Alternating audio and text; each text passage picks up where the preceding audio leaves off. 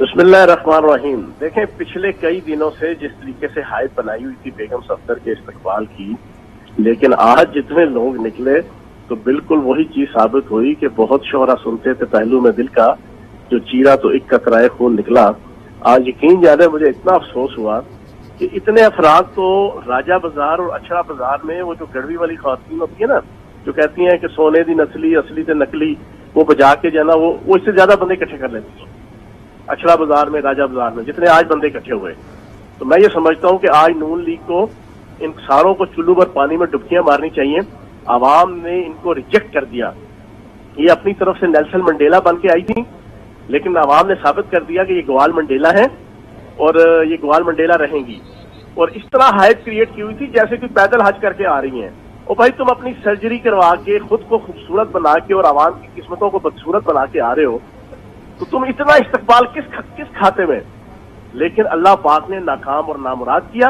पूरा पाकिस्तान का मीडिया दिखा रहा है कितने लोग, 10 लाख लोग आए, 5 लाख लोग आए या 1 लाख लोग आए, 5000 बंदा इकट्ठा नहीं हुआ इनसे, 5000। हुकूमत भी इनके साथ है, इंतजामिया भी इनके साथ है, पुलिस भी इनके साथ है, वफाकी हुकूमत इनके साथ है, पूरी ताकतवर तबके इनके साथ हैं।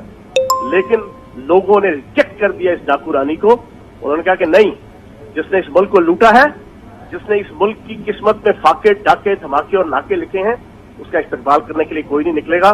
मैं खराजे तहसीन पेश करूंगा लाहौर की आवाम को। लाहौर की जिंदा दलान आवाम काबिल सब तहसीन है कि आज उन्होंने डाकू रानी को रिजेक्ट करके साबित कर दिया कि वो मुहब्बे वतन पाकिस्तानी। चौहान साहब, आप लाहौर की आवाम को खराज तहसीन पेश कर रहे हैं और इसी आवाम को मरियम नवाज कह रही थी कि नवाज शरीफ जल्द वतन वापस आएंगे। मैं हैरान हूं कि जब तक चौधरी परवेज इलाही साहब और पीटीआई की हुकूमत थी, ना सुल्तान मफरूर नवाज शरीफ को जरूरत हुई, ना इस डाकू रानी को जरूरत हुई कि ये आए वापस। ऐसे ही इनके लिए जनाब पूरा प्लेटफॉर्म प्लेट सजा के इनके सामने रख दी गई, इनकी मर्जी और मंशा का माहौल बना दिया गया। ये जनाब अपनी तरफ से निजात दहिंदा बन के आ गए। जनाब मजा तो तब था ना कि जब पीटीआई की हुकूमत थी तब आते ये, फिर हम समझते कि हाँ जी ये इमाम खमीनी है, ये नेल्सन मंडेला है।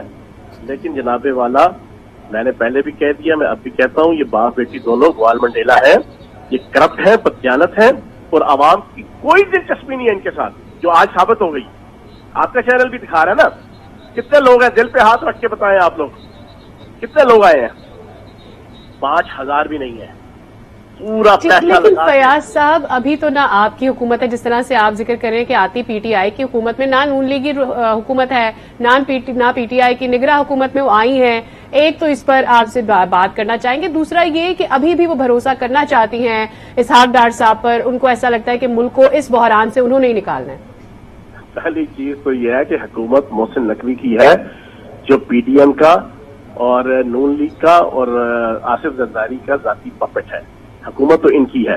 दूसरी जहां तक बात है इसहाक डार की मिसाल ना उस इलेक्ट्रीशियन की है कि जिसको घर वाले ना एक बल्ब ठीक करवाने के लिए बुलाते हैं, वो आके सारी की सारी वायरिंग जला के रख देता है घर की।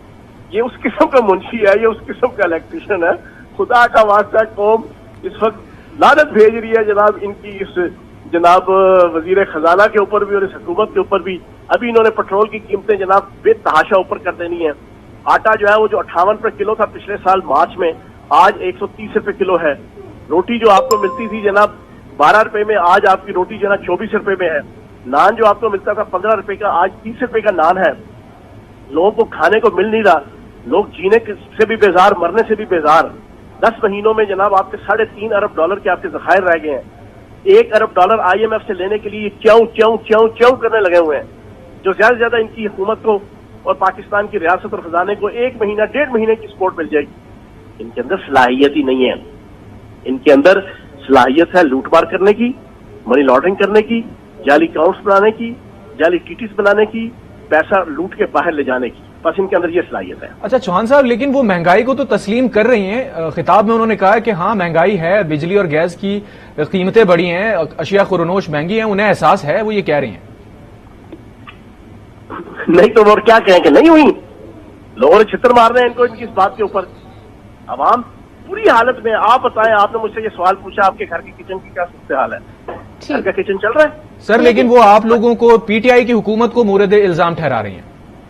اللہ کھوتا مریا کھاریاں تو سوم وزیرآباد شرم سے ڈوب مر جانا چاہیے. جب ہم گئے تھے تو 6100 ارب روپے کی ٹیکس کلیکشن تھی جو پاکستان کی ہسٹری میں پہلی دفعہ ہوئی. پاکستان کی ہسٹری میں کبھی 3100 ارب سے زیادہ ٹیکس کلیکشن نہیں ہوئی. عمران خان 6100 ارب کی ٹیکس کلیکشن دے کے گیا.